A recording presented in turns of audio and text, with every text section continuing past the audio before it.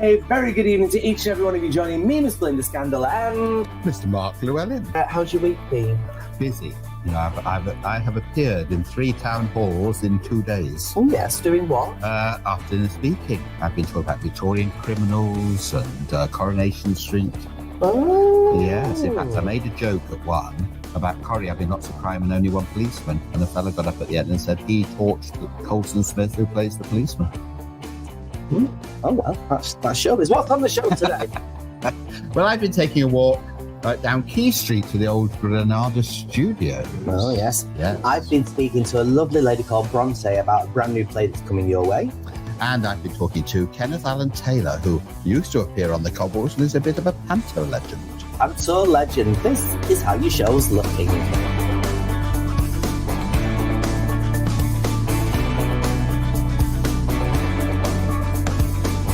Exciting and packed show. And we start with our Belinda, who is in the snow, with details of a play that's coming to Manchester. And joining us now is Bronte. Bronte, tell us all about this wonderful show of yours. So it's called Kathy and Stella Solve a Murder. We are at home in Manchester from the 5th to the 21st of October. And we're currently in Bristol or Vic, having just finished the Fringe in August. And what is it all about then? Tell us the full story of this. So it's called Kathy and Stella Solve a Murder. It's a musical about 2 best mates from Hull who run Hull's least successful murder podcast. So it's about friendship. We're currently playing at Bristol or Vic, and then we're coming to Manchester home from the 5th to the 21st of October. Good. And what is it all about then? Tell us the full story of this. So we first workshopped it, started working on it last year in the spring. It's by 2 wonderful writers, Matthew Floyd Jones and John Gibson, and they've written quite a lot together before, but this was their lockdown sort of baby, and it sort of delves into the phenomenon, the genre of true crime, because Kathy and Stella have this podcast, but it is the thread that just keeps them together.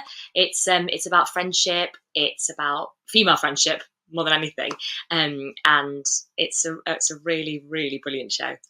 It sounds like it's going to be absolutely immense. Where can we find this? And why should people come and watch this? Right, so come find us at the Hope Theatre. Home. I am not awake this morning. I do apologise. At Home, Manchester. That's where we are. So we're until from the 5th to the 21st of October. It is a fast-paced, fun, relatable story full of really, really catchy tunes, and you are bound to laugh your socks off. That's my take of it. Everybody, make sure you go and watch this. Bronte, thank you so much for your time. Thank you. Thanks a lot. Bye. Thank you very much, Belinda. Now, I have been out and about in the city centre finding out about Key Street.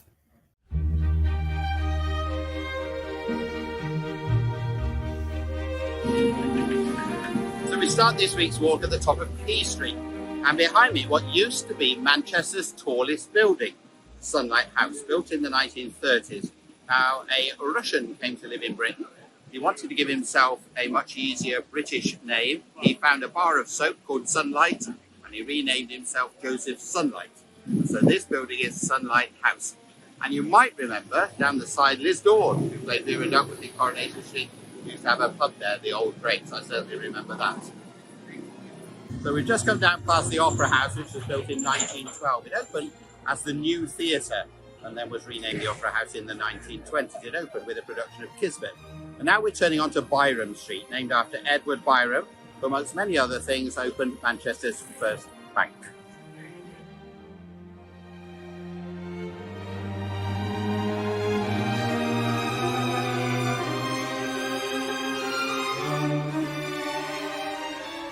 At the end of Byrom Street, we reach St John's Gardens, so called because St John's Church stood in the middle here. In fact, this was the church and the graveyard. When it was demolished, because there were a lack of parishioners living in the area, it had to be turned into a park. There was a clause in Edward Byrom's will that specified that this land could never be built on. Underneath us are the bodies of those who were buried in the church. One of those who was buried here was William Marsden, one of the leaders really of a campaign to get workers a half-day regulated holiday on Saturdays. So that's how we get Saturdays off, thanks to him. And one of his descendants today is Sir Ian McKellen.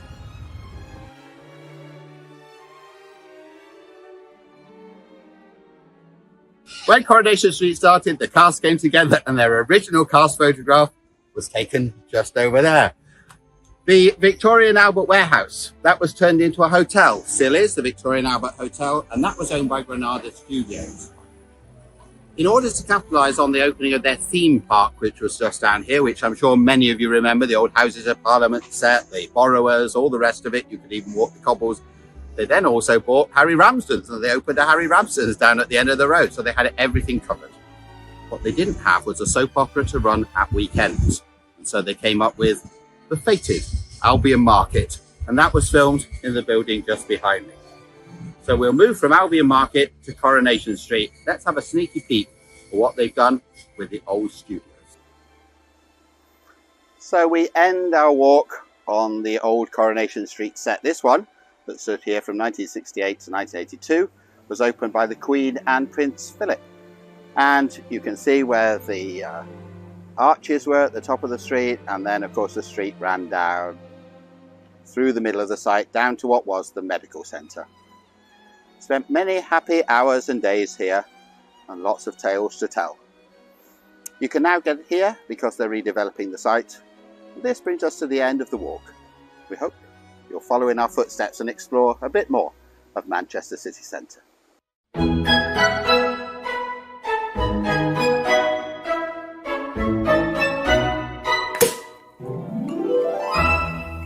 And would you believe it? We've been joined by a gentleman in here now. Hello, welcome. Introduce yourself, tell everybody who you are. Hi, Belinda. I'm Chris Smith. I'm Director of C&D Security Limited. Yeah, now what is C&D Security Limited? So C&D Security are one of the largest suppliers of door staff on Canal Street. We've got 9 venues at the moment.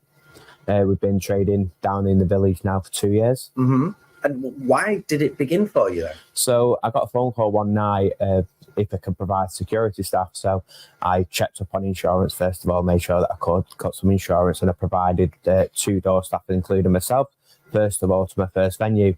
And then word got around saying that I was basically in the village again, and I was doing venues. So then word spread that Chris is looking for venues, and that's how it started. But it's been successful, because a lot of security companies you hear about, it's always you hear about the not so good stories. For you guys, though, touch wood, so far, I've heard nothing but good things about. Why have your company been successful over the others? So with C&D, we train our own staff. When you first get your SIA license, you're told the SIA guidelines, and then you go out in the open world to do your first shift, and nobody comes to check on you after that. So nobody does any additional training. So I basically make sure all my staff are trained. I guide them, give them advice, give them guidance throughout the shifts. And we have a lot of team members that have got a lot of experience that do that within our team. As well as, because we've got a training centre, when the SIA brought new regulations out last year for counter-terrorism, first aid, we was able to jump on that first of all and make sure all our staff was compliant, and we was able to make sure that we're dealing with the right customers in the village, because you know as well as I know it's a broad spectrum of people that we get, and all our staff are very versed in dealing with everyone that comes to the village these days.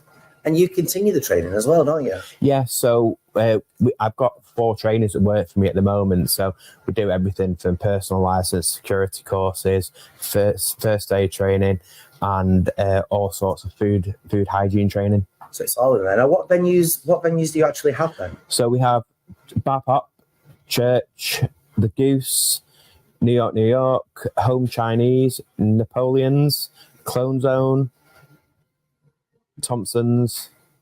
That's it off the top of my head at the moment. Now, how long have you been training for? Because that sounds fantastic to have so many venues so quick. Just under 2 years. We have got venues outside the village. We've got the George in Oldham. We've got Piccadilly Tap. We've got another venue opening in Victoria soon. Stuff in Stockport and Buxton as well. So I suppose without giving your magic trick away, what would you say for anybody looking at setting up a security is like the secret ingredient? Invest in your staff. So be open and honest with your staff. Invest time into your staff, because they're the ones that are out there earning your money for you. As a business owner, I wouldn't be where I am today if it wasn't for the loyal staff and the good work that they put in. Because if I employed substandard staff, I wouldn't have a business. Well, it's fair enough, isn't it? I mean, you are doing remarkably well. Why should venues come to C&D Security? So we offer a full range of packages, from training to security, and we even offer health and safety reviews to venues as well. So it's a complete package that you're going to get with us. And with C&D, we're unlike other security companies. We will not take on work that we can't fulfill ourselves. So you see other security companies subcontracting work out. We won't do that. If we take on your venue, you will have specific people that work for you on your venue, and they will be accountable to you as well as myself. It's all just fantastic stuff. It really, really is, and it's successful and it's doing well, and there's been no trouble. To just the people that work in security that are a bit perhaps like no longer interested. For them, it is literally just for the money. Why do you think? What would you say to them is the reason why they should keep going in this profession? The security industry is ever changing. From when I first started over 14 years ago, it's changed a lot. Everything's changing all the time. You don't know what's around the corner. I thought that I will be in a dead-end job all my life and just going working for other people. So if you work your way up within a business, you can succeed. It's amazing. Well, thank you so much for your time today. Absolutely amazing. What we're going to do now is we're going to hand over to Studio 2, where I believe our Mark Llewellin has jetted to as we speak, and he's speaking to somebody that you might just recognise. It's a great pleasure to welcome a dear friend, someone I've known for 30 years, into our little Rovers set. Welcome, Kenneth Alan Taylor. Well, it's just amazing to be here. I can't believe we've known each other 30 years because we don't look old enough. Well, we're only in our 40s, aren't we? How can it be? Third time round nearly for me. But yes, here we are. So we worked together for many years at the Oldham Coliseum Theatre. Now, sadly gone. Very sad indeed. And you started there how long ago now?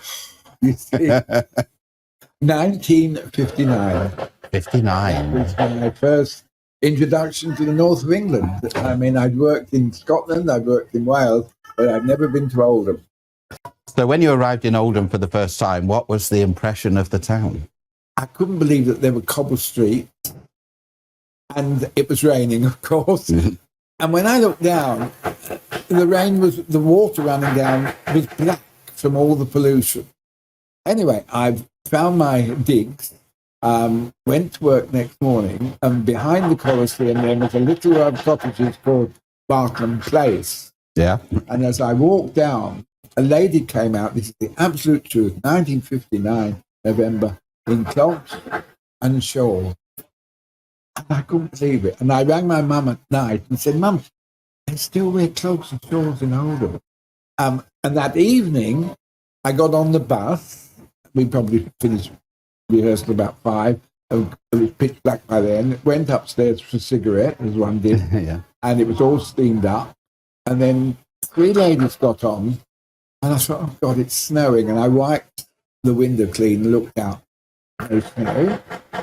It was odd. And then I noticed it didn't move. It didn't melt. And when I got back to my digs, I said to the lady, there were ladies with white stuff in their hair. What was that? It was the cotton, yeah. Cotton. Yeah, yeah. And the people that came through that rec system at Oldham, I mean, so many went on to become household names, didn't they? So, Anne Kirkbride, Mark Llewellin, Barbara Knox, Meg Johnson, Julie Goodyear. Oh, Julie Goodyear. I can remember her first morning as an assistant stage manager. I went into rehearsal and Carl Paulson, who was the artistic director, said, hey, come with me a minute. And he took me to the back of the theatre and there was a young girl, blonde, with a little mink jacket on, sweeping the stage. And I said, that looks like Mink. He said, it is. I said, who is she?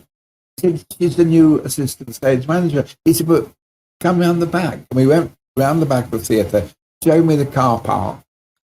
There's a white sports car. I said, who? He said, that's the girl. I said, who is she? She's called Julie Goodyear. I said, but where'd she get her money from? I don't know, but I'm in the wrong business, obviously. She was amazing. She was such fun. One of the funniest people I've ever worked with. Many stories, aren't there? Julie Goodyear was in Coronation Street briefly, and then I think it was Pat Phoenix who told her to go to Oldham Rep and introduced her. So you worked with Pat as well.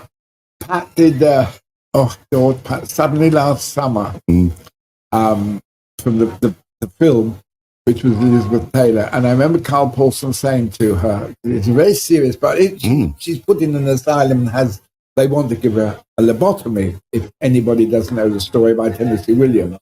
And Carl said to her, now look, she's a very ordinary woman. You can't be over glamorous. And she said, no, I won't be. Well, it turned up with a jabot, white jabot and pearls and everything. And that was the first time in my life I'd had champagne in a dressing room in a silver goblet. Oh, really? That was first night at Phoenix in Suddenly Last Summer. Right. So a lot of the cast were picked up by Coronation Street, well, Granada casting, really, wasn't it? I mean, Granada used to come, and they also had this wonderful system in those days.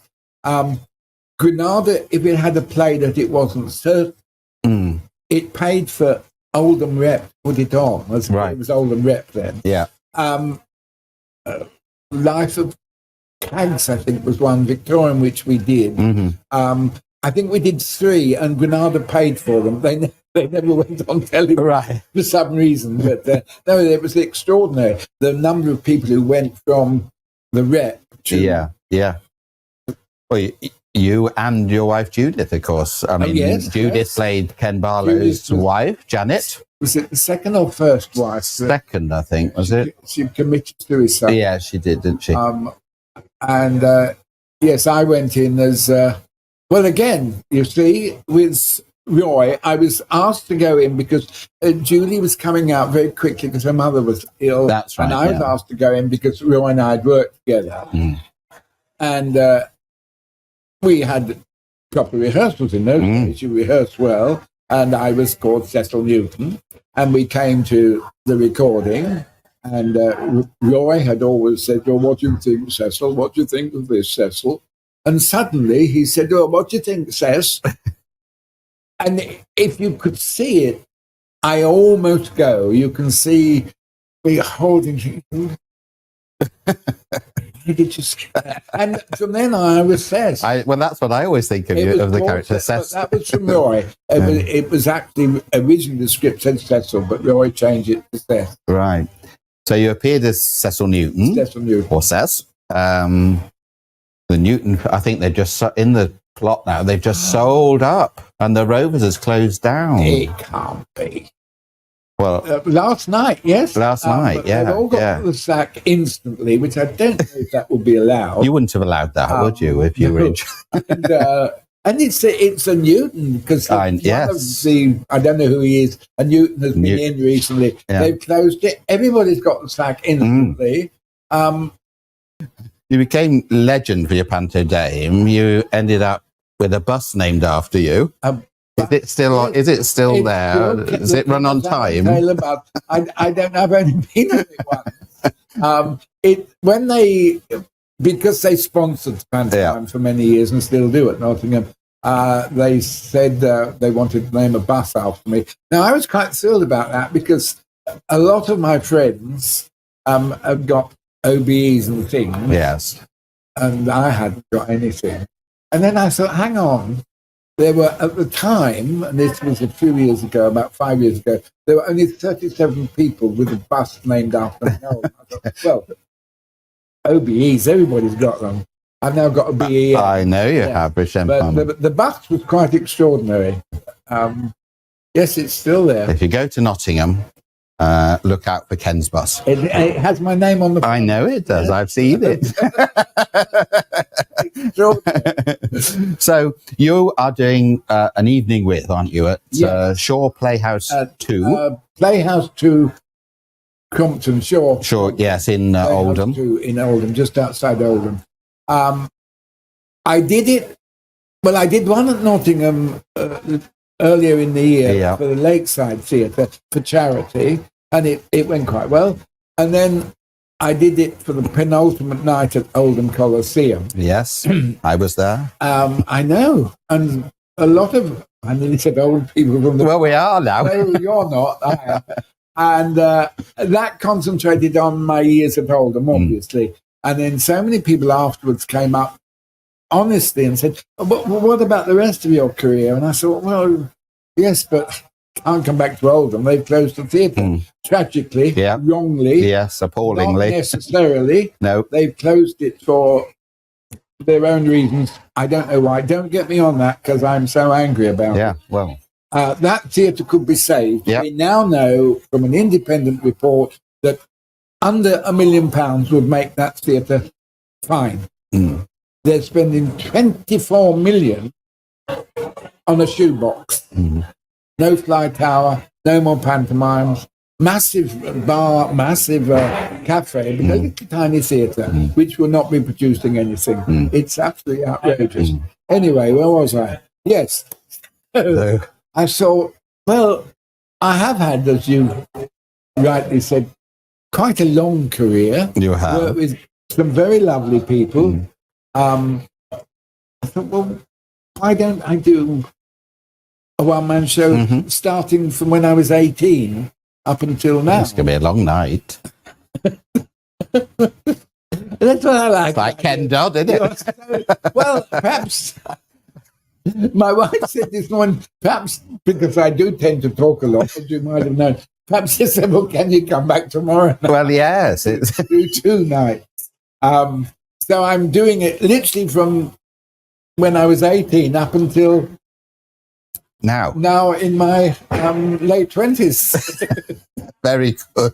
So this is October the 21st. October the 21st, Crompton Playhouse, only £10 ticket. I mean, it's ridiculously cheap. They set the price. You're being robbed, aren't you?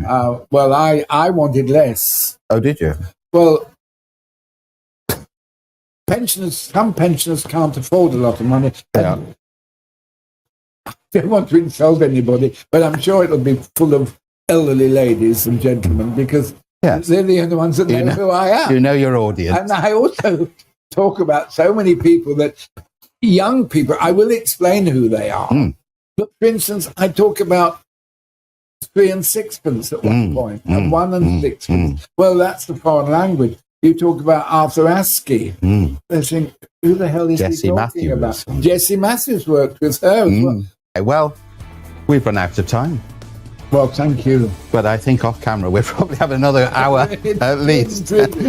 And go along and you're going to hear about people like Dora Bryan, who you may also never have heard of. Yes. But we could both do a good hour on her on our own. But it's been absolutely lovely to have you in Bell's Bar this evening, and I wish you much continued success. I'm honoured, and thank you. I really am so pleased that I rang you up and said, please, can you help me? And I said, speak to my agent. No, it's been brilliant. Thank you very, very much. You're very welcome.